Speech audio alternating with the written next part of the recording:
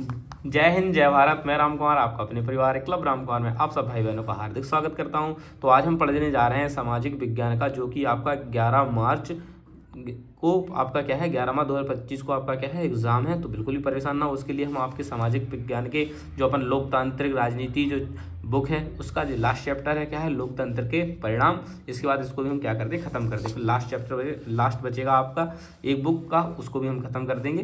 फिर इसके हम लॉन्ग क्वेश्चनों को कंप्लीट करना स्टार्ट करेंगे। जैसे कि वस्तुनिष्ठ प्रश्न हल करते हैं। पहला क्वेश्चन है कि भारत में अवशिष्ट शक्तियां किसको प्राप्त है। तो आप सब जानते हैं संघ को प्राप्त है। निम्नलिखित में से कौन लोकतंत्र से संबंधित है। तो देखो वैध शासन, उत्तरादायी शासन, पारदर्शी शासन, ये सभी संबंध है इनमें से ये सभी। निम्नलिखित में से कौन सा विषय संघ सूची में। तो प्रतिरक्षा, ऑप्शन नंबर ए। देश में निष्पक्ष चुनाव कराने की जिम्मेदारी किसके ऊपर होती है। तो आप सब जानते हो चुनाव आयोग के ऊपर रहती है, ऑप्शन नंबर सी। प्रत्येक स्थापित लोकतंत्र के सामने इनमें से कौन चुनौती है। तो आप कहोगे लोकतंत्र को मजबूत करने की चुनौती। निम्नलिखित में से कौन सा कानून लोगों को सरकार के कामकाजों का पता लगाने का अधिकार देता है और लोकतंत्र के प्रहरी जैसा कार्य करता है। तो आपको सूचना का अधिकार अधिनियम। निम्नांकित में से किस कारक पर लोकतंत्र की सफलता निर्भर करती है। तो आपको इसका ऑप्शन नंबर बी, नागरिकों की विवेकपूर्ण सहभागिता पर। इनमें से कौन सी एक बात लोकतांत्रिक व्यवस्थाओं के अनुरूप नहीं है। तो आपको बहुसंख्यों को शासन, देखो कानून के समक्ष समानता, ये तो विशेषता है लोकतंत्र की। स्वतंत्र एवं निष्पक्ष चुनाव, उत्तरादायी शासन व्यवस्था, लेकिन बहुसंख्यकों का शासन नहीं हो सकता है।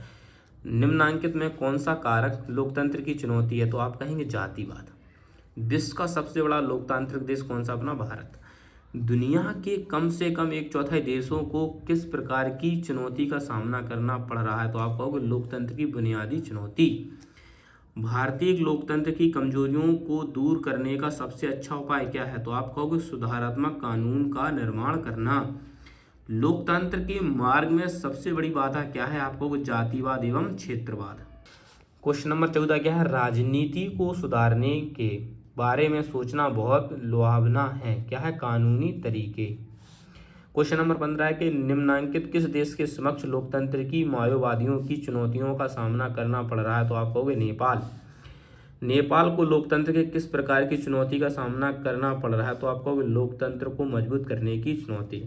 तो आज आपके लास्ट चैप्टर था, इसको भी हमने कंप्लीट कर दिया है। अब जो लास्ट चैप्टर बचा है अब हम उसको मतलब जो आपका बचा है आर्थिक बचा है, तो उसको भी आर्थिक शास्त्र को भी अपन क्या करते हैं कंप्लीट कर देंगे बहुत जल्दी। तो बिल्कुल भी आप परेशान ना हो, मेरे साथ जुड़े रहें। अपन एक दिन में उनको भी कंप्लीट कर देंगे। फिर अपन इसके सामाजिक विज्ञान के लॉन्ग क्वेश्चन स्टार्ट करेंगे और भी जो सब्जेक्ट बचे हैं उनके भी हम क्वेश्चनों को हल करना स्टार्ट कर देते हैं। मिलता है नेक्स्ट वीडियो, तब तक के लिए जय हिंद, जय भारत, इंकलाब जिंदाबाद।